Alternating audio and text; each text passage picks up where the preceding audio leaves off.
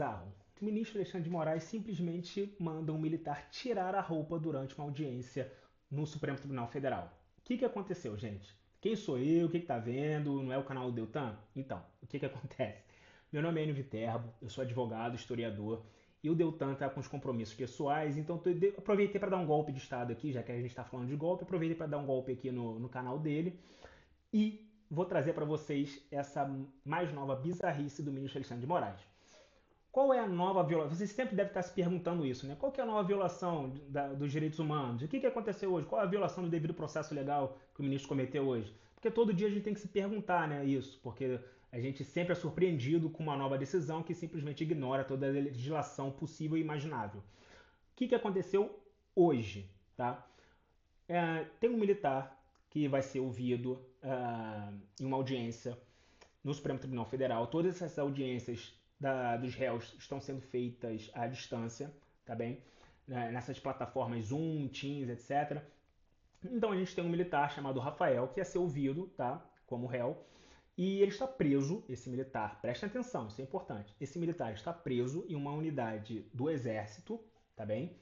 E ele ia ser ouvido como suspeito de ter integrado ali uma quadrilha, um bando que participou dessa tentativa, dessa suposta tentativa de golpe. Mas aí o que aconteceu? Ele foi proibido de depor. Ué, mas ele não ia depor? Ele não está sendo investigado? Sim. Ele foi proibido de depor.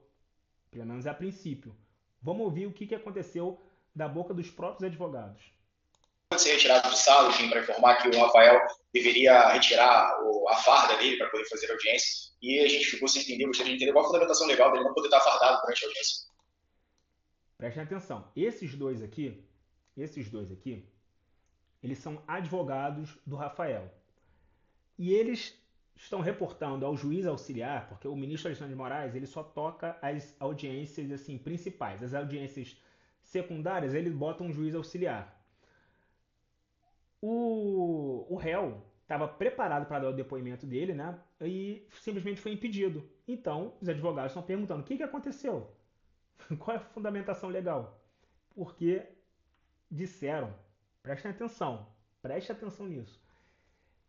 Disseram para o réu que ele não poderia dar o depoimento dele fardado por ordem do ministro Alexandre de Moraes. Isso foi determinação do ministro relator, na medida em que a acusação é voltada contra os militares, não contra o Exército Brasileiro como um todo. Gente, é difícil a gente tentar raciocinar, tentar justificar, tentar apresentar argumentos jurídicos. É até assim, desanima um pouco, né? Porque a gente lê a lei, lê a Constituição, lê o Código de Processo Penal, lê o Código Penal, lê tudo, mas no final das contas, o que manda é a cabeça do ministro Alexandre de Moraes. E olha só o que ele fez. Não, réu Rafael, oficial do Exército, você não vai depor fardado, porque quem está sendo acusado é o Rafael e não o Exército Brasileiro. Aí você, na sua cabeça, deve estar se perguntando, né? Mas qual é o sentido? O que uma coisa tem a ver com a outra? Exatamente nada. Vamos rever aqui o que o juiz fala.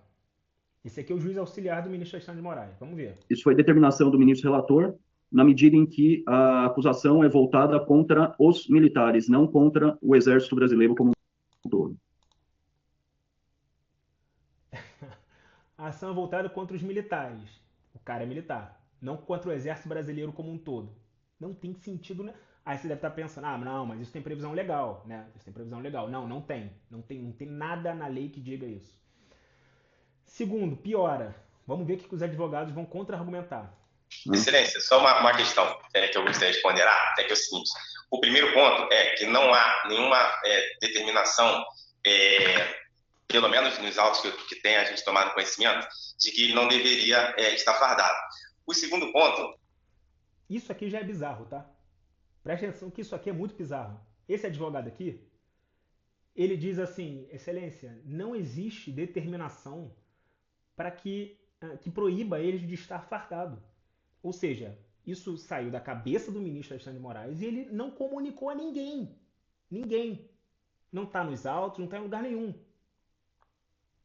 Aproveita agora essa pausa aqui para me seguir lá nas minhas redes sociais, tá? @NViterbo no Instagram, no YouTube e no Twitter. Segue lá. É que ele está fardado porque ele é militar da ativa, está preso em uma unidade militar e, por óbvio, ele fica fardado, né, nessa unidade militar onde ele está preso.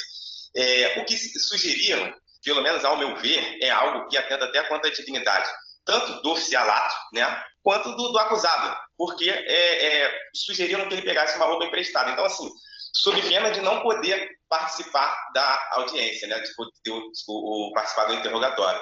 Então, a gente gostaria de se insurgir contra... O pessoal lá da unidade onde ele está, da unidade do Exército, foi o comunicado dessa ordem do juiz auxiliar, que está seguindo uma determinação do ministro Alexandre de Moraes, e disse o seguinte para o réu: não, arruma uma roupa aí, se vira, porque senão você não vai participar. Pega emprestado de alguém aí. Imagina isso durante uma audiência judicial. O cara não estava pelado na audiência. Ele estava com a roupa de militar, porque ele é militar, ele estava em uma unidade do Exército Brasileiro. E aí fala: não, arruma uma roupa aí, se vira. Beleza? Primeiro que não há fundamentação legal idônea. Segundo, porque também não foi feita nenhuma recomendação a ponto de que ele pudesse, anteriormente, por exemplo, trazer um terno, que a família dele, né, pudesse trazer um terno, ou uma roupa que fosse também digna para o ato, entendeu? Para a condição dele de tenente-coronel do Exército Brasileiro.